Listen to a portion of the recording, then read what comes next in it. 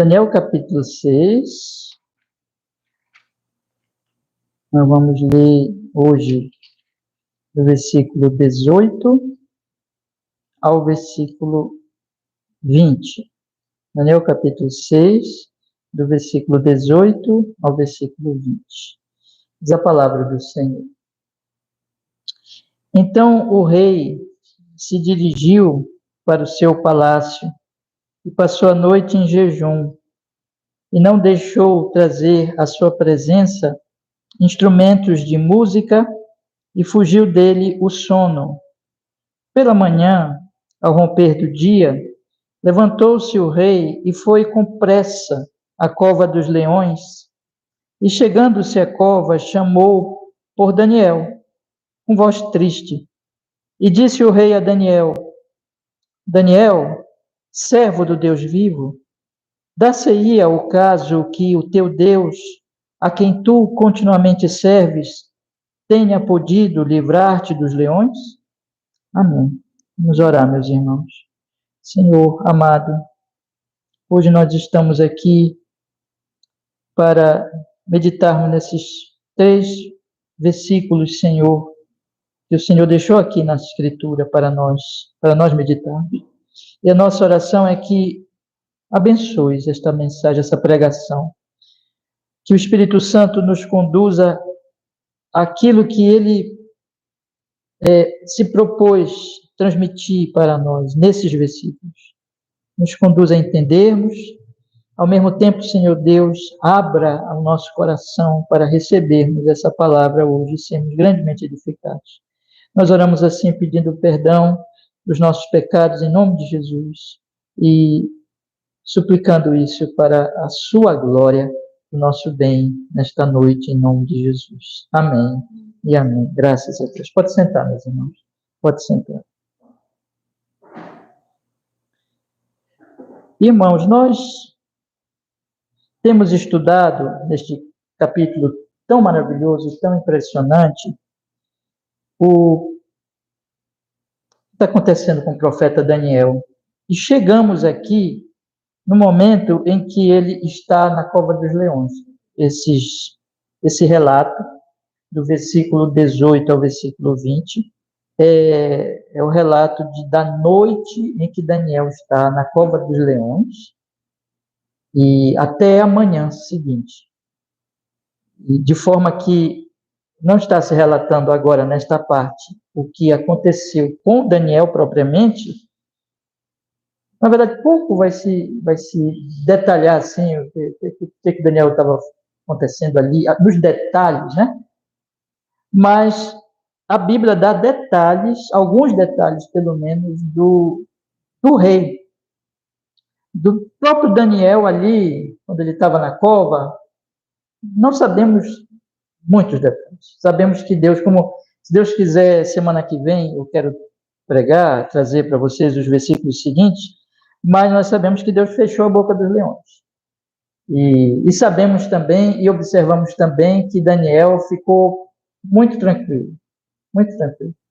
Mas os detalhes são dados a respeito do rei. Então, Deus, ele quer que nós observemos as reações do rei, que nós meditemos nessas reações dele. E o que acontece aqui, meus irmãos, como resultado, é o resultado de que o rei não pôde salvar o profeta. Ele tentou, todos os meios, salvar o profeta, mas ele não conseguiu, e finalmente, sendo pressionado por aquelas pessoas perigosas, inimigas, tanto de Daniel como do próprio rei, ele lança o profeta na cova dos leões. Então, o resultado disso é, assim, quando você lê esses textos, você percebe, esses 3 versículos, você percebe que eles são cheios de expressões de angústia. Cheios de expressões de angústia. Todos os versículos aqui estão cheios disso. Pedi para vocês acompanharem comigo. Ele diz que o rei se voltou para o palácio, voltou-se para o seu palácio, né? Mas não comeu nada, não quis nenhum entretenimento e nem conseguiu dormir. Diz que ele, de manhãzinha cedo, já não tinha dormido a noite toda, mas de manhã cedo ele se levanta ele corre ao palácio e, na verdade, ele está ansiosamente ele vai ao palácio. Chegando lá, ele fala, cheio de ansiedade, ao profeta, assim, com tristeza. Diz o próprio texto, com voz triste. E diz, então, Daniel, servo do Deus vivo, dá-se o caso que o teu Deus, a quem tu continuamente serves, tenha podido livrar-te. Então, é cheio de expressões de preocupação, de angústia muito grande, muito profunda, que o profeta, que o rei está passando aqui, meus irmãos. Então, observe que Deus, ele está nos mostrando um homem poderoso, muito poderoso, mas em extrema angústia, em extrema preocupação. Apesar do seu poder, né? E observe também, irmãos, então, que o propósito de Deus com isso é nós olharmos para essa realidade, é nós observarmos essa realidade de um homem poderoso, mas angustiado. Por outro lado, semana que vem, repito, eu vou olhar com vocês mais para Daniel, mas aqui mesmo nós já podemos observar que existe um contraste, entre tantos contrastes que nós vamos lendo das Escrituras, a Bíblia vai mostrando diferença entre uma pessoa e outra, entre uma situação e outra, e sempre referindo-se assim, na maioria das vezes, com a questão de que uma coisa é diferente da outra por causa de Deus. Por causa de Deus. Então, existe um contraste muito grande entre um rei poderoso, preocupado, e um homem condenado numa cova mal cheirosa, com animais perigosos, ferozes, mas ele está tranquilo, né? E ele acalma o rei. Ele diz, né, no versículo 21, então, que nós vamos estudar semana que vem, se Deus permitir, ele diz no versículo 21, então Daniel falou ao rei, ó rei, vive para sempre. Fala ao rei com respeito, e diz assim, o meu Deus enviou seu anjo e fechou a boca do leão, acalmando o rei. Acalmando o rei. Tanto que, no versículo 23, o que diz o versículo 23, irmãos? O rei muito se alegrou. Não é impressionante isso? Não é impressionante que um homem, numa cova mal cheirosa, cheio de leões ferozes, acalma um rei que passou a noite no seu palácio? Olha, passou a noite com todo o poder, com toda a riqueza, mas que enquanto ele não falou com o profeta, ele estava angustiado, mas depois que ele falou com o profeta, estava lá na cova, ele se alegrou.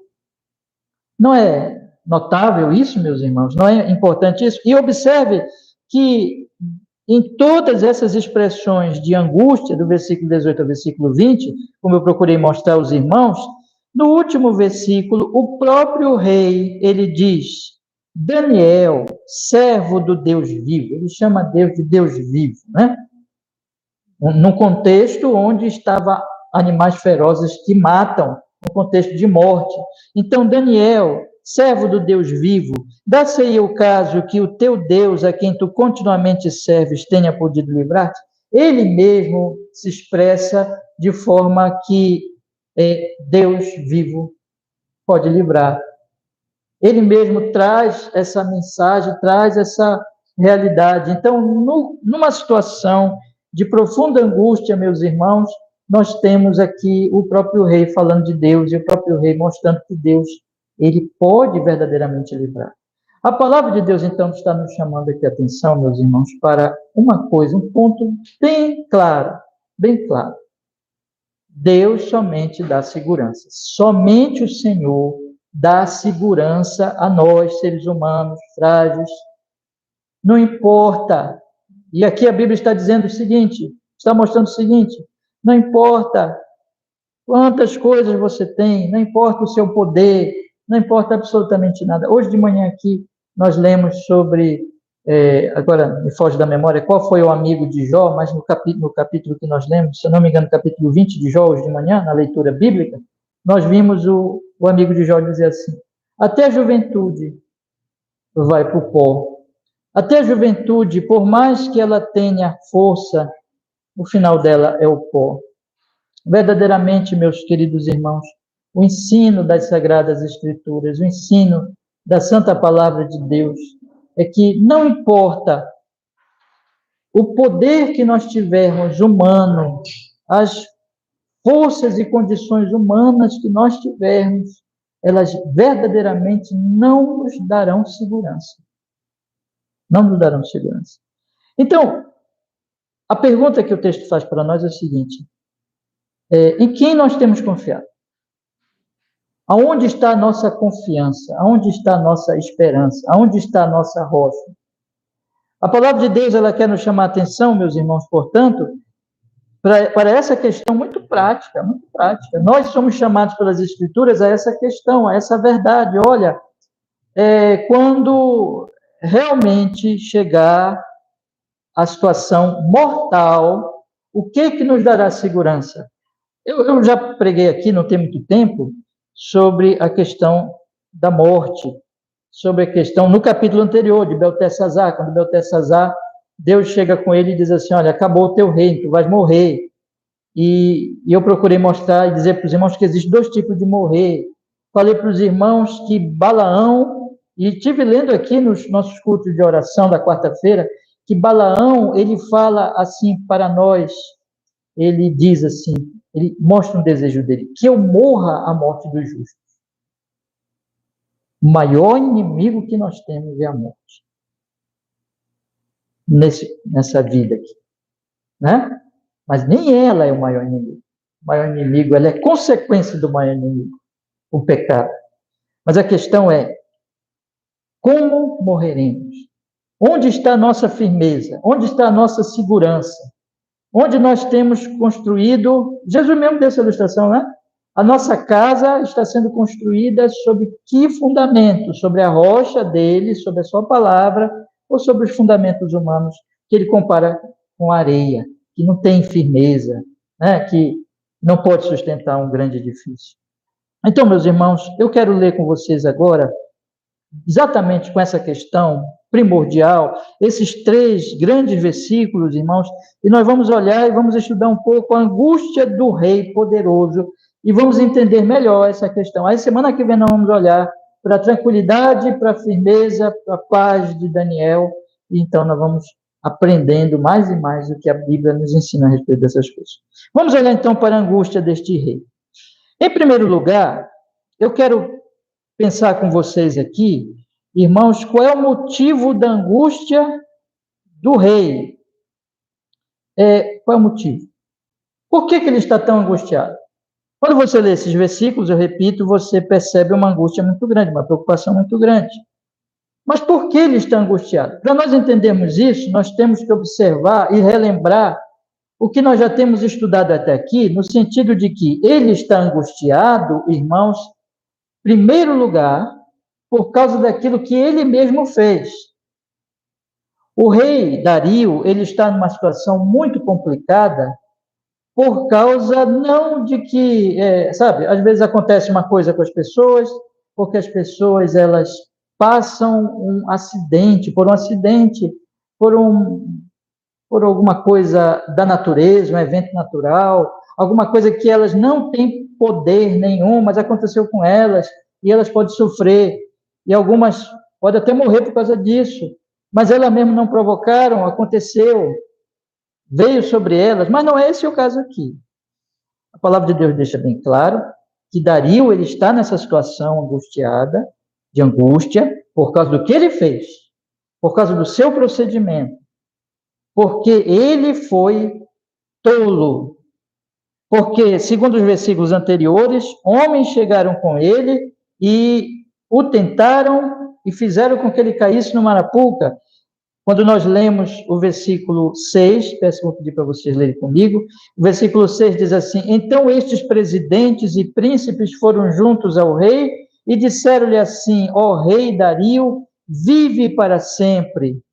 Todos os presidentes do reino, os capitães, conselheiros, governadores, concordaram em promulgar um edito real e confirmar a proibição que qualquer que por espaço de 30 dias fizer uma petição a qualquer deus ou a qualquer homem, não a ti, ó rei, seja lançado na cova dos leões. A isca da soberba do homem no poder. O homem no poder, veja preste bem atenção nisso, o homem no poder, que confia no poder, que vive para o poder político, ele é jogado uma isca sobre ele, rei, não queres tu experimentar mais poder por um decreto, por uma lei? O homem que vive do poder e que quer se exaltar no poder, é jogado uma isca sobre ele que diz assim, não queres tu ser exaltado de forma que por um mês inteiro apenas a ti se fará pedidos e não a outro, e qualquer um que fizer pedido a outro Deus ou outro ser humano, seja lançado na cova dos leões? Rei, não queres ser exaltado pelo seu orgulho, pela sua soberba, para ele se sentir, então, grande, divino? Isso é natural do nosso coração?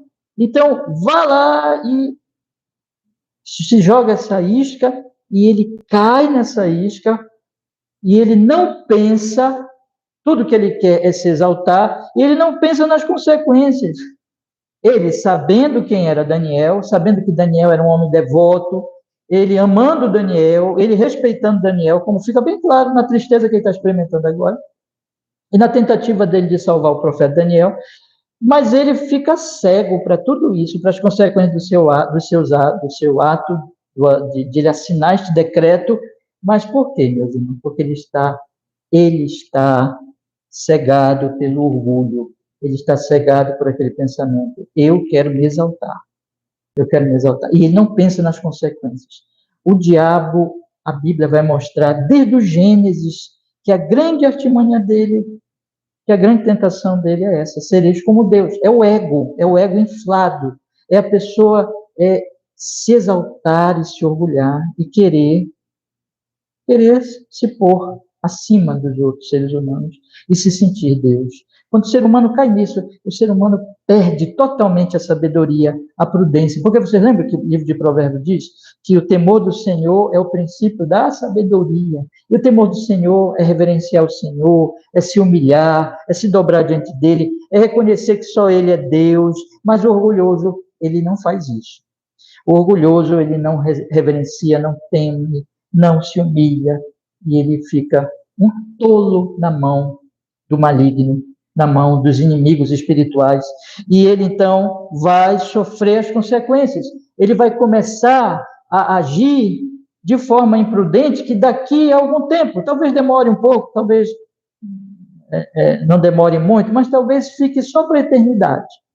Né? Porque muita gente vai chegar diante de Jesus e vai dizer, Senhor, mas eu fazia isso e aquilo, e Jesus vai dizer, olha, nunca te conheci. Mas o imprudente, o que é orgulhoso, ele vai sofrer por causa dos seus pecados, por causa da sua arrogância, por causa do seu orgulho. Então, o Dario, ele está aqui sem conseguir dormir, sem conseguir comer, sem conseguir ouvir uma música, sem conseguir assistir ou se satisfazer com o entretenimento, porque ele sente culpa, porque ele sabe que errou, porque ele sabe que ele colocou Daniel naquela cova. Quem foi que colocou Daniel nessa cova? Fui eu. Fui eu que o pus lá, fui eu que o coloquei lá, porque eu não prestei atenção no meu poder, que eu tinha o poder da caneta, o poder do selo, da assinatura. Eu não observei que eu poderia matar o melhor homem do meu império, o homem mais honesto, mais honrado, mais justo. Eu não observei isso. Eu sou culpado. Irmãos, ele não conseguiu dormir porque ele se sentia culpado, porque ele sabia das suas próprias culpas e responsabilidade em tudo o que tinha acontecido. Esse é o primeiro motivo da angústia de Dario. Ele sabe da sua responsabilidade e por isso ele não dorme, não consegue ficar tranquilo, porque ele percebe que ele errou gravemente. Não podia ter feito isso. O homem imprudente sofrerá, mais cedo ou mais tarde. Segunda coisa, meus irmãos, porque ele está angustiado, é porque ele percebe que todo o poder dele não foi suficiente. Ele é um homem poderoso, ele tentou, conforme diz os versículos anteriores, que diz aqui no versículo 14, que ele propôs no seu coração livrá-lo até o pôr do sol, mas no versículo 15 diz que aqueles homens foram lá e como que dizendo assim, aí rei, olha, não tem como o Senhor salvar este homem, a lei dos medo-persas exige que ele seja morto, e aí, vamos rei, e ele não pode fazer nada. E agora, ele continua sem poder fazer nada. Ele é o rei mais poderoso. Ele tem tudo ali à sua disposição, mas o poder dele é nulo, porque Daniel foi lá posto. Tem uma pedra e tem leões ferozes. Ele não pode tirar a pedra, porque inclusive foi posto o selo dele mesmo e dos seus oficiais que a pedra não pode ser tirada. A lei obrigou a ele de lançar Daniel na cova dos leões. Ele não pode tapar a boca dos leões, ele não pode chegar lá, não pode fazer nada politicamente e fisicamente ele é um homem fraco. O que pode um homem fazer contra os leões? Ele está totalmente consciente, de repente ele está consciente de que diante de um risco, que diante da ameaça de morte, porque o que é um leão, irmão? Nós devemos entender aqui que a Escritura, ela está falando que o leão, ele ia devorar, e não é um leão, leões iam devorar o pobre idoso Daniel. Daniel era idoso. O que Daniel podia fazer? O que o rei podia fazer? Animais poderosíssimos, fortes, capazes de estraçalhar, carnívoros, cheios de desejo de se alimentar de carne. E eles estão ali. A morte está presente, há cheiro de morte naquela cova. A morte está ali. Todo o poder do rei, guarde bem isso, todo o poder do rei não livra da morte. O rei não livra da morte. E ele está consciente disso. Ele está com as mãos atadas diante da morte. Chegou a hora da morte. Não dele. No capítulo anterior, nós vimos que chegou a hora da morte de Beltesazar, mas agora não é morte do rei, mas é morte do seu melhor oficial, que ele ama, que ele honra, e ele simplesmente não pode fazer nada. Não há o que fazer, não há o que realizar. Por isso que o rei, ele está assim, tão angustiado. Então, existe aqui um misto de fonte de angústia. Na verdade, duas fontes de angústia. Eu errei, eu fui imprudente, eu fui tolo, eu joguei Daniel lá. Segundo lugar, todo o meu poder não pode realizar coisa alguma. Agora, meus irmãos, não pode realizar coisa alguma diante da morte. Agora, esses dois motivos vêm de uma questão básica. O rei Dario não tem Deus. O rei Dario é um homem pagão. O rei Dario é um homem que vive pelo seu poder. Porque ele não tem fé, a falta de fé traz imprudência, arrogância. E a falta de fé traz incapacidade. Então é interessante isso, porque, na verdade, as duas fontes de angústia do rei Dario, elas estão exatamente nesse aspecto, irmãos. Esse homem não tem Deus, esse homem é um pagão, esse homem não confia no Senhor, esse homem é um homem do mundo, esse é um homem que vive para os seus ídolos. Portanto, porque ele vive para os seus ídolos, no momento de teste de prudência, ele cai na arapuca, na isca do orgulho, e ele é tolo, porque a falta de fé é falta de sabedoria, mas também é porque ele não crê, é porque ele confia no poder e de repente ele vê: o meu poder não pode nada diante da morte, meu poder humano não pode fazer nada, porque só o Senhor que salva, só o Senhor que livra. Mas, meus irmãos, vamos observar também que nós temos aqui esses dois motivos, mas nós temos o que essa angústia causa no rei. Vamos olhar os versículos agora, a partir do versículo 18. O versículo 18 diz que o rei se dirigiu para o seu palácio, passou a noite em jejum e não deixou trazer à sua presença instrumentos de música e fugiu dele o sono. Aqui mostra, então, a palavra do Senhor, irmãos, que ele tinha a seu dispor, olha só que coisa, um palácio, tinha a seu dispor boa comida, evidentemente, como um rei, né? É só nós lembrarmos também do rei Nabucodonosor, que ofereceu as iguarias dos meninos lá, lembra? Daniel, Sadraque, Mesaque e Abednego, e é evidente que também Dario não era diferente, tinha boa comida. Ele tinha também entretenimento. Aqui nós não sabemos exatamente, segundo certo comentarista, se a tradução correta se é instrumento de música mesmo, algumas traduções vão colocar, por exemplo, concubinas, mas não importa, a questão é a seguinte, ele tinha entretenimento, ele tinha uma boa cama, mas ele não conseguiu comer, ele não conseguiu se entreter, ele não conseguiu dormir. E na manhã seguinte, ele correu apressadamente, ansiosamente, ele foi até a cova. Tudo isso mostra que ele estava debaixo de uma angústia muito grande e que essa angústia, qual foi o efeito dela? O efeito dessa angústia foi que ele não conseguiu considerar, aproveitar e, enfim, experimentar todos os prazeres que um rei tem. Boa comida, entretenimento e uma boa cama. Ele não conseguiu. Ele não conseguiu, irmãos. Por que ele não conseguiu? Porque todo o pensamento dele estava na cova, junto com Daniel. A mente de Dario estava lá. Então ele não conseguiu comer. Ele não conseguiu ouvir uma música. Ele não conseguiu dormir. E também isso mostra que essas coisas que as pessoas tanto valorizam... Irmãos, me diga uma coisa agora, preste atenção. Aqui nós temos o poder e aqui nós temos o que o poder oferece.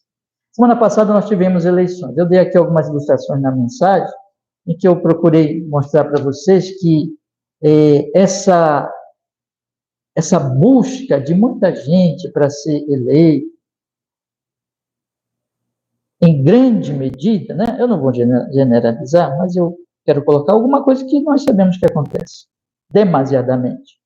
Essa busca pelo poder não é um real interesse altruísta pelas pessoas, pela população, mas é um interesse mesmo pelo poder, pelo que o poder pode dar. E uma das coisas que o poder pode dar está aqui, olha, irmãos, está aqui. O poder pode dar boa comida, o poder pode dar prazeres, entretenimento, diversões. O poder pode dar um palácio, riqueza, uma boa cama, conforto.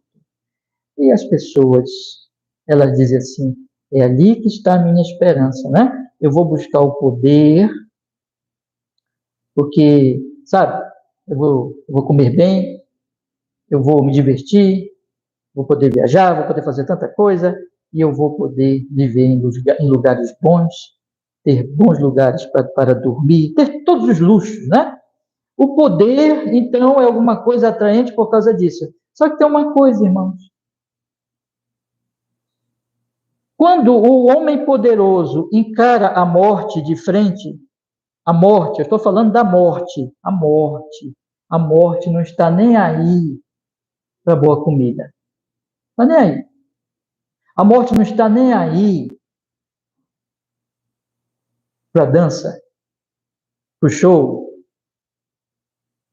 para as praias, para os entretenimentos mais gerais, para o cinema. A morte não está nem aí para isso. A morte não está nem aí para a cama, para o luxo. Quando a morte chega, ela chega. Quando a morte chega e apresenta a sua face medonha, não importa se uma pessoa tem boa comida, não importa se uma pessoa tem todo o entretenimento deste mundo, não importa se uma pessoa tem todos os luxos, melhor dizendo, e confortos deste mundo. Quando a morte chega, olha, nenhuma dessas coisas produz paz, esperança e segurança. De repente, um homem poderoso, de repente descobre que tem uma doença mortal. Ou ele, de repente, está numa situação, poderoso que é, em que ele está num risco um risco, alguma coisa que ameaça a sua vida, verdadeiramente, ele está lá, ele tem poder, ele tem todas essas coisas, mas isso está ameaçando a sua vida. Me diga, meus irmãos, isso não é óbvio que este homem, de repente, vai perceber que não adianta ele ser eleito, não adianta ele ter poder. Estou usando aqui a política, mas a gente tem que aplicar em todas as áreas. Não adianta ele ter todas as coisas que esse mundo pode oferecer, mas quando chega a hora da morte, olha, a morte não quer saber nada disso, e nada disso vai salvá-lo. E nada disso vai lhe dar prazer. Não é interessante um homem que tem boa comida não querer comer? Um homem que tem danças, tem concubinas para dançar para ele, tem música, tem prazeres desta vida, tem um conforto. Não querer isso, um homem que vive para essas coisas, que se deleita nessas coisas, que honra essas coisas, de repente não quer isso, de repente despreza isso, sabe por quê? Porque a Bíblia ensina, meu irmão, minha irmã, quando chega a morte, o ser humano, de repente, ele descobre que nada disso satisfaz. Que isso não traz segurança. Ele fica desesperado. Dario está desesperado, porque a comida dele não pode salvar Daniel. O entretenimento dele não pode salvar Daniel. A cama dele não pode salvar Daniel. O poder dele e os luxos dele não pode salvar Daniel. Dario não é o rei vivo. Dario não é o rei vivo. Dario é um mero mortal. É um rei morto, imortal, fraco. E todas as coisas que ele tem são frágeis, como ele é frágil. E por isso, ele, de repente, olha, eu não consigo comer sabendo que meu amigo vai morrer. Eu não posso fazer nada. Eu não consigo descansar, não consigo ter paz. Aliás, a Bíblia já tinha mostrado isso no capítulo anterior. Vocês lembram que Beltesazar estava fazendo o quê? Uma festa quando veio uma mão e escreveu. Você lembra disso? E acabou a festa. Deus está dizendo o tempo todo no livro de Daniel e por todas as escrituras, olha, um dia o entretenimento vai parar. Vai chegar a ameaça que, olha, vai mostrar para os seres humanos que todas essas coisas são vãs.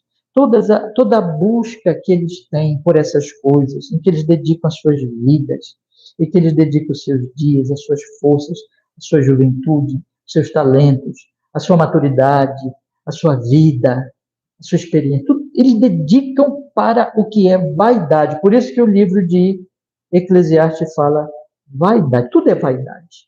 Tudo é vaidade. Chegar o dia que a força vai embora, que as rugas vão chegar, que a morte vai apresentar-se e vai dizer assim, eu estou chegando. Quando o próprio Senhor Jesus Cristo falou da parábola, que a morte, que virá uma voz do céu e dirá para o homem rico, com celeiros cheios de riqueza, e vai dizer para ele, louco, hoje pedirão a tua alma, o que tens preparado? Para quem será? Onde está a tua firmeza? Onde está a tua segurança? Qual é a tua rocha? Dario poderoso, tens boa comida, tens entretenimento, tens uma boa cama, mas não consegues dormir, Dario. Sabe por que não consegues dormir, Dario? Porque isso não é segurança nenhuma, porque isso não satisfaz, porque quando a morte chega, tudo isso é inútil. A morte não está nem aí para essas coisas. A marca da morte está sobre o homem sem Deus. Por isso que ele não tem segurança em lugar nenhum. Mas, meus irmãos, o texto não para aí. O texto, ele fala que pela manhã, versículo 19, o rei corre, vai para a cova E lá ele chega diante da cova e chama por Daniel com voz triste. Ele continua triste. Mas é impressionante, Dario, apesar de tudo isso, apesar de ele ser um pagão, apesar de ele não conhecer Deus pessoalmente e de não confiar a Deus, ele mesmo, mas ele conhecia algo de Deus por Daniel, não é interessante? Nós já estudamos aqui que o testemunho de Daniel, nós vamos observar isso nos próximos versículos, o testemunho de Daniel impactou esse rei pagão, esse incrédulo, esse idólatra, esse homem que confia no poder, de maneira que ele podia dizer coisas como essas, que estão aqui no final do versículo 20. Vamos ler. Eu quero chamar a atenção de vocês para as palavras.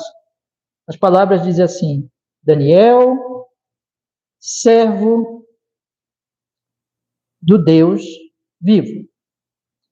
Daniel é servo. Daniel serve a Deus. Mas esse Deus, ele qualifica, ele não diz somente Deus, mas ele diz Deus vivo. Ele é um Deus vivo. E olha, quando ele fala Deus vivo, ele fala no contexto da cova dos leões, ele fala no contexto de morte. Dario está dizendo com essas palavras o que ele aprendeu com o próprio Daniel, de que Deus é vivo. O Dario é um homem mortal, o Dario não pode fazer nada, mas o Deus de Daniel é o Deus, o que, irmãos? Vivo, é o Deus que vive para sempre. E ele diz assim, Daniel é servo dele, Daniel, aí ele continua, ele faz uma pergunta, ele diz, dar-se-ia o caso de o teu Deus, observe bem, a quem tu continuamente serves, Deus vivo, de quem Daniel é servo, a quem Daniel é fiel, a quem ele serve sempre, sempre. Ora, isso está tão claro nesse capítulo, porque mesmo diante da cova, da ameaça da cova, ele foi lá orar, quando ele não podia orar, ele continuou orando 3 vezes, ele não deixou de buscar e de servir ao seu Deus. Então ele diz aqui, Daniel, servo do Deus vivo, dá-se o caso que o teu Deus, a quem tu continuamente serves, tenha podido livrar-te dos leões. Veja que ele expressa a realidade de que um Deus vivo pode livrar da morte. Não é uma coisa interessante aqui, não é? Que esse pagão está dizendo assim, olha, o Deus vivo pode livrar da morte. O Deus vivo pode livrar do que eu não posso livrar, porque eu sou um mortal, fraco, um rei, um pobre rei, tem um poderzinho insignificante, que tem boa comida, que tem entretenimento, que tem uma boa cama, que tem um poder político, mas não posso fazer nada, porque eu sou morto, mortal, está sobre minha marca da morte, da incapacidade, mas Deus vivo, Ele te livrou? Ele te livrou, Daniel? Será que o Deus vivo te livrou? Ele expressa uma esperança, ele expressa um anelo, ele reflete aquilo que ele tem aprendido com seu mais fiel oficial. Meus irmãos, através da boca desse rei, a palavra de Deus está nos ensinando aqui uma lição preciosíssima. Está dizendo assim, veja, quando a morte chegar, quando ela bater na porta da minha casa, quando ela mostrar a sua cara feia, quando de repente eu descobrir que eu não consigo comer, eu não consigo me divertir, não tem mais entretenimento para mim, acabou tudo. Acabou a festa, acabou a música, acabou o entretenimento, acabou a internet, acabou a TV, acabou tudo. Quando de repente a minha cama não é mais fofinha, quando eu não posso mais dormir tranquilamente, deliciosamente, quando de repente as preocupações assolam a minha alma, o meu coração, Deus vivo pode me salvar. Vocês estão entendendo? Deus vivo pode acalmar o meu coração, pode me dar paz. O Deus vivo pode afofar a minha cama. O Deus vivo pode fechar a boca dos leões. E ele fez isso em Jesus. O que é o Evangelho? O que é o Evangelho? O Evangelho é o Deus vivo salvando da morte. Jesus Cristo disse: eu vim para que vocês tenham vida, e vida com o quê? Abundância, a verdadeira vida, meus irmãos. A verdadeira vida não está na comida, a verdadeira vida não está no entretenimento, a verdadeira vida não está na cama, no sono, no luxo, no poder. Tudo isso é bom, Deus nos dá. São coisas em si mesmo que não quer dizer que são ruins, quando não são pecaminosas, quando não são como uma fonte de idolatria, de confiança. Quando nós usamos isso para a glória de Deus, são coisas boas, mas essas coisas não são a nossa esperança. Porque, meus irmãos amados, a Bíblia está nos ensinando o tempo todo que Jesus Cristo é a nossa esperança.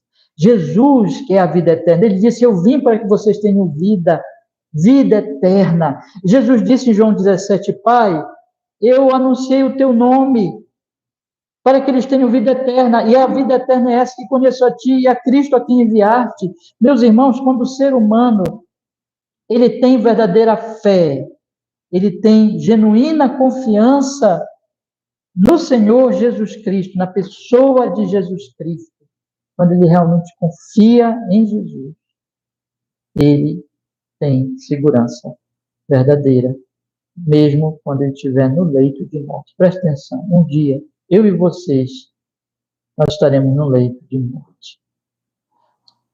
Você vai morrer. Eu vou morrer. Vai chegar um momento, meus irmãos, que nós não vamos ter mais nem condições de comer, de beber, de nos divertir, fazer nada. Vai chegar um momento em que nós estaremos diante da morte, e isso pode ser muito rápido. A palavra de Deus diz: estejam preparados, estejam prontos, estejam considerando a vossa fragilidade, a vossa pequenez, incapacidade, mortalidade, pecaminosidade. Olhem para o Redentor Jesus. Eu lembro aos irmãos daquela palavra que nós lemos um dia desse, se não me engano, semana passada, na nossa leitura do livro de Jó, domingo pela manhã, em que Jó diz: eu sei que o meu Redentor vive, que um dia se levantará. Esse Redentor, que é o próprio Jesus Cristo, que deve ser a nossa, é nele que deve estar a nossa fé. Então o texto está chamando aqui, está dizendo para nós: preste atenção, vocês que estão aqui, nós que estamos aqui. O texto está dizendo para nós: olhem para Dario e vejam um homem poderoso, angustiado, sem comer, sem se divertir, sem dormir diante da morte. Vejam esse homem que, porém, ele mesmo confessa: o Deus vivo, Daniel, te livrou, porque só ele, o Deus vivo. E Deus está falando aqui para nós: em quem está a sua confiança, em quem está a sua fé? Você tem vivido os seus dias confiando em quê? Confiando nessas coisas passageiras, ou a sua fé está em Jesus Cristo? Portanto, meus irmãos, eu encerro essa mensagem de hoje colocando para vocês exatamente dois pensamentos aqui.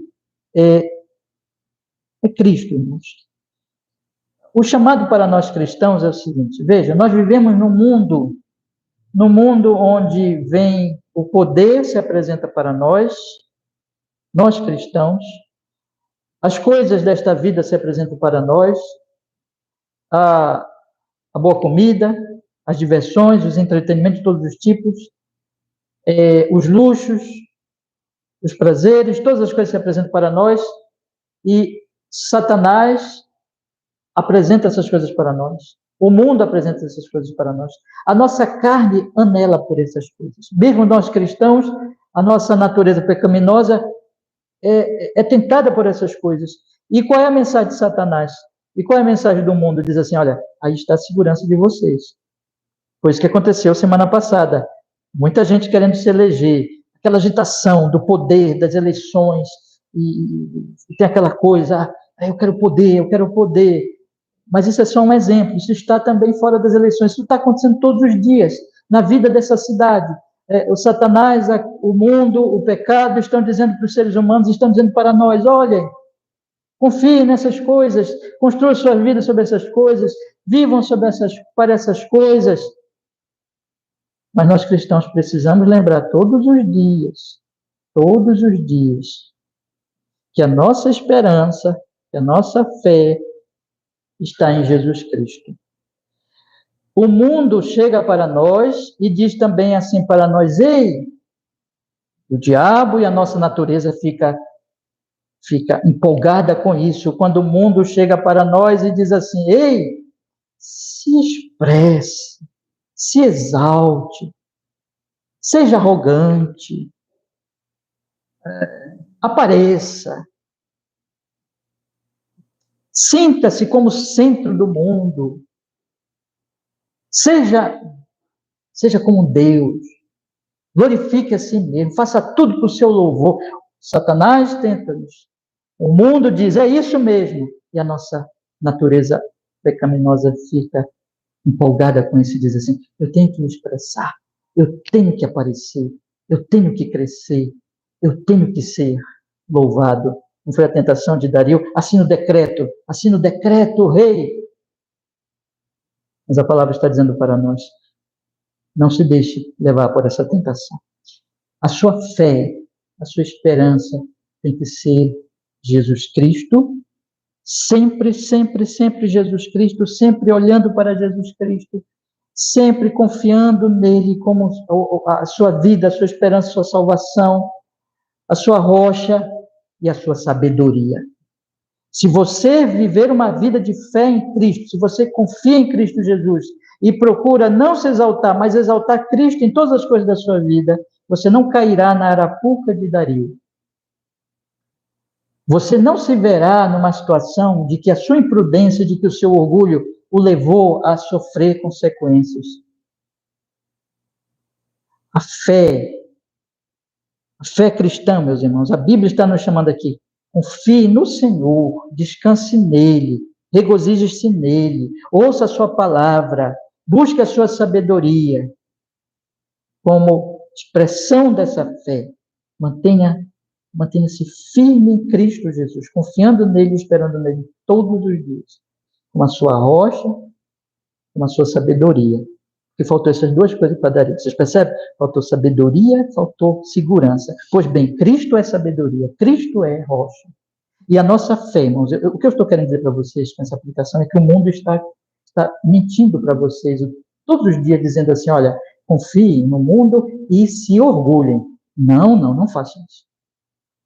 Mantenha-se com a sua fé na rocha e na sabedoria que é Jesus Cristo. Confie nele somente, na sua obra salvífica, na sua obra de transformação da nossa alma pelo seu Espírito. Por isso que nós, por exemplo, o Salmo 1 diz que bem-aventurado é o homem que não anda no conselho dos ímpios, mas medita na lei de Deus, porque essa lei vai mudando a vida dele, vai dando a ele sabedoria, e a sabedoria, como eu disse há pouquinho também, segundo Provérbios, a base dela é o temor do Senhor. Então, aquele que confia, está firmado na rocha e que confia no Senhor, e tanto ele tem segurança, como ele vai crescendo em sabedoria e prudência. E ele, então, quando a morte chegar, ele estará seguro, ele está seguro, porque Jesus já morreu por ele na cruz, a fé dele está em Cristo, e ele espera sempre em Jesus Cristo. Agora, por último, meus irmãos, a pergunta do texto é: verdadeiramente, nós que estamos aqui, pergunta é: nós somos crentes? Nós confiamos em Cristo como nossa esperança, como nosso Salvador, como nosso Redentor, como aquele que nos justifica do pecado, como aquele que é a vida eterna, como aquele que nos traz esperança de uma vida que ultrapassa o túmulo e que como aquele que ressuscitou, dizendo que ele é a primícia dos que dormem. Nós estamos confiando nele unicamente. Hoje de manhã eu trouxe aqui a pregação sobre a fé, a justificação, a santificação. A nossa esperança está unicamente em Cristo Jesus, Nós confiamos em Cristo Jesus. Você sabe quando a Bíblia diz assim, olha, ide por todo mundo, pregar o evangelho a cada criatura, quem crer e for batizado será salvo. Então, é isso que há em nós, a fé em Cristo, nós confiamos nele como nosso Senhor, como nosso Salvador unicamente, e ele é a nossa esperança. Isso é uma realidade, meus irmãos?